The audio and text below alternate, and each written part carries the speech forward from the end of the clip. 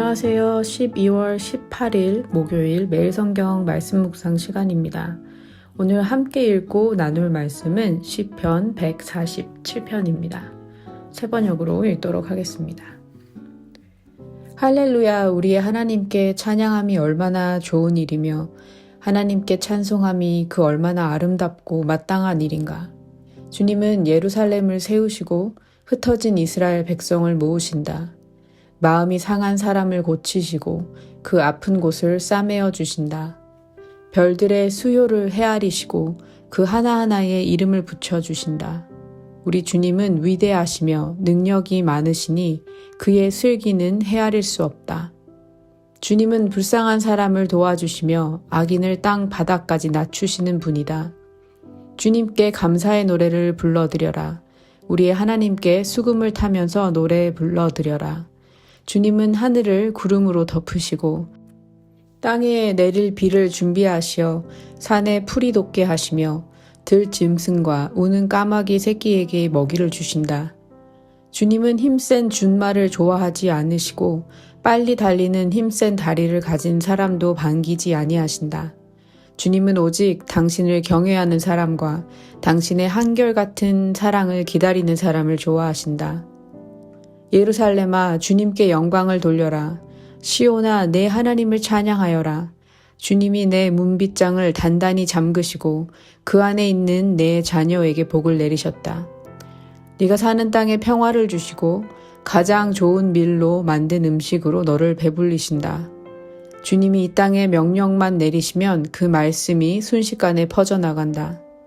양털 같은 눈을 내리시며 재를 뿌리듯 서리도 내리시며 빵 부스러기 같이 우박을 쏟으시는데 누가 감히 그 추위 앞에 버티어 설 수 있겠느냐. 그러나 주님은 말씀을 보내셔서 그것들을 녹이시고 바람을 불게 하시니 얼음이 녹아서 물이 되어 흐른다.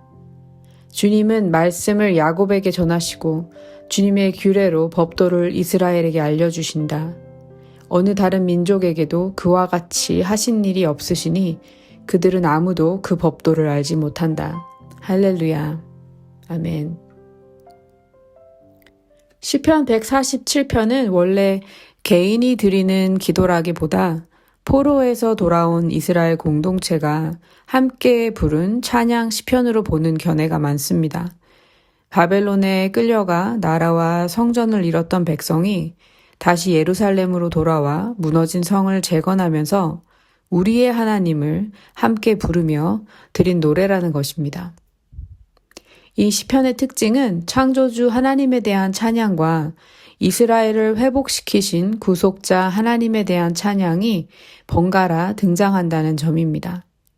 하나님께서 창조 세계를 돌보시는 것과 포로에서 돌아온 이스라엘을 다시 세우시는 일이 서로 다른 이야기가 아니라 한 분 하나님의 동일한 능력과 사랑에서 흘러나오는 역사라는 것을 보여줍니다. 이 시편은 하나님을 찬양해야 하는 이유를 세 가지 큰 흐름으로 보여줍니다. 첫째, 무너진 백성을 다시 모으시고 세우시는 하나님. 둘째, 피조세계를 세밀하게 돌보시는 하나님. 마지막으로 말씀으로 자기 백성을 하나로 묶어주시는 하나님에 대한 이야기를 담고 있습니다.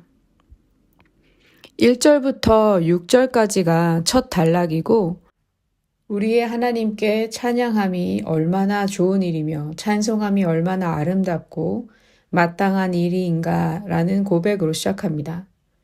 여기서 우리의 하나님이라는 표현 속에는 오랫동안 나라를 잃고 뿔뿔이 흩어져 살다가 다시 예루살렘으로 돌아온 공동체의 벅찬 감격이 담겨 있습니다. 2절에서 시인은 이렇게 고백합니다. 주님은 예루살렘을 세우시고 흩어진 이스라엘 백성을 모으신다. 예루살렘을 세우신다는 표현은 이미 무너졌던 성과 성벽이 다시 재건되고 있다는 배경을 전제합니다. 바벨론에게 철저히 무너졌던 도시가 하나님의 은혜로 조금씩 다시 세워지고 있는 모습이지요. 흩어진 이스라엘을 모으신다는 표현도 마찬가지입니다. 전쟁과 포로로 인해 사방에 흩어졌던 백성을 하나님께서 다시 부르시고 모으신다는 고백입니다. 이것은 단순히 이민으로 흩어진 사람들이 아니라 심판과 포로라는 깊은 상처와 트라우마를 안고 돌아온 사람들의 이야기입니다. 3절은 그들의 상태를 이렇게 표현합니다. 마음이 상한 사람을 고치시고 그 아픈 곳을 싸매어 주신다. 포로기를 겪은 공동체에게 마음이 상했다는 표현은 그냥 기분이 상한 정도가 아니라 포로 생활을 지나오며 삶 전체가 무너지고 꺾여버린 경험을 가리킵니다. 그런데 바로 그 상한 마음을 하나님께서 직접 만지시고 싸매어 주십니다. 그리고 6절은 이렇게 덧붙입니다. 주님은 불쌍한 사람을 도와주시며 악인을 땅 바닥까지 낮추시는 분이다. 여기서 불쌍한 사람은 억눌리고 낮아진 처지이지만 그 속에서 더욱 하나님을 의지하며 살아가는 사람을 의미하는 것 같습니다. 하나님은 이런 사람을 붙드시고 회개하지 않는 악인들을 결국 낮추시는 분입니다. 우리의 삶에도 말하지 못한 상처와 지친 마음이 있습니다. 그냥 덮어두고 버텨온 영역들이 있습니다. 바로 그 자리가 하나님께서 만지시고 고치고 싶어 하시는 자리일 것입니다. 우리가 하나님을 찬양하는 이유는 모든 것이 잘 풀려서가 아니라 무너진 우리를 다시 모으시고 상한 마음을 싸매어 주시는 분이 바로 우리의 하나님이시기 때문입니다. 7절부터 11절까지는 두 번째 단락입니다. 주님께 감사의 노래를 불러드려라. 우리의 하나님께 수금을 타면서 노래 불러드려라. 이 단락에서 시인의 시선은 공동체에서 온 피조 세계로 넓어집니다. 하나님은 하늘을 구름으로 덮으시고 땅에 내릴 비를 준비하시며 산에 풀이 돋게 하십니다. 들짐승과 심지어 우는 까마귀 새끼에게까지 먹이를 주십니다. 이것은 하나님이 생태적으로 조화로운 세계를 만드셨을 뿐 아니라 지금도 그 세계가 돌아가도록 계속 돌보신다는 고백입니다.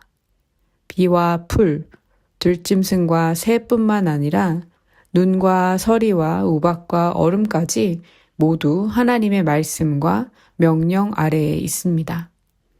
앞부분에서 하나님께서 예루살렘을 세우시고 흩어진 백성을 모으신다고 하셨다면 이 단락에서는 계절과 비, 풀, 새, 또 짐승을 통해 하나님께서 온 세상을 먹이시고 지탱하신다고 고백합니다. 이스라엘의 회복과 온 세상의 섭리가 따로가 아니라 한 분 하나님 안에서 연결되어 있다는 것입니다. 특히 앞단락 4절에서는 별들의 수요를 헤아리시고 그 하나하나에 이름을 붙여주신다고 말합니다. 이것은 이사야서 40장 26절의 말씀과도 연결됩니다. 별 하나하나를 다 아시고 부르시는 하나님. 셈할 수 없이 많은 별을 기억하고 계신다는 사실은 하나님의 능력과 지혜를 보여줄 뿐만 아니라 하나님이 자기 백성 한 사람 한 사람을 잊지 않으신다는 증거이기도 합니다. 크고 광대한 우주를 다스리는 분께서 동시에 별 하나, 까마귀 새끼 하나도 놓치지 않으시듯 우리의 작은 삶, 작은 눈물과 한숨도 잊지 않고 돌보십니다. 10절과 11절은 하나님께서 무엇을 기뻐하시는지를 분명하게 말합니다. 주님은 힘센 준말을 좋아하지 않으시고 빨리 달리는 힘센 다리를 가진 사람도 반기지 아니하신다. 세상이 박수치고 부러워하는 힘과 속도, 능력과 성과는 하나님 앞에서는 기준이 되지 않습니다. 대신 하나님께서는 당신을 경외하는 사람과 당신의 한결같은 사랑을 기다리는 사람을 좋아하신다고 하십니다. 여호와를 경외하는 것은 하나님을 깊이 인정하고 존중하여 그분의 길을 따라 살려는 마음입니다. 지혜 문학이 말하는 여호와를 경외하는 것이 지식과 지혜의 근본이라는 고백과도 이어집니다. 포로에서 돌아온 공동체에게 이 말씀은 큰 위로이자 도전이었을 것입니다. 정치적으로 또 군사적으로 힘이 없고 작고 연약한 공동체로 다시 시작해야 했던 그들에게 하나님께서는 그들의 규모가 아니라 하나님을 경외하며 그 한결같은 사랑을 붙드는 마음을 기뻐하신다는 것입니다. 오늘 우리는 무엇으로 우리의 가치를 증명하려 하고 있습니까? 더 많은 성과, 더 빠른 속도, 더 나은 능력으로 나를 채우려 하고 있지는 않은지요. 시편 147편은 우리에게 이렇게 말합니다. 하나님께서는 우리가 얼마나 빠르고 강한지가 아니라 우리의 마음이 어디를 향해 서 있는지를 보고 계신다고 말이죠. 12절부터 20절까지는 세 번째 단락입니다. 이제 시선이 이스라엘 공동체 전체로 확장됩니다. 예루살렘아, 주님께 영광을 돌려라. 시온아, 내 하나님을 찬양하여라. 예루살렘은 마치 자녀들을 품고 있는 어머니처럼 의인화되어 하나님을 찬양하고 있습니다. 예레미야 애가서 1장에서는 남편을 잃고 울부짖는 과부의 모습으로 등장하던 그 도시가 이제는 다시 하나님을 찬양하는 어머니의 모습으로 서 있는 것입니다. 주님은 그들의 문 빗장을 단단히 잠그시고 그 안에 있는 자녀들에게 복을 내리십니다. 그들이 사는 땅에 평화를 주시고 가장 좋은 밀로 그들을 배불리 먹이십니다. 포로에서 돌아온 이스라엘에게 이 약속은 매우 구체적인 현실이었을 것입니다.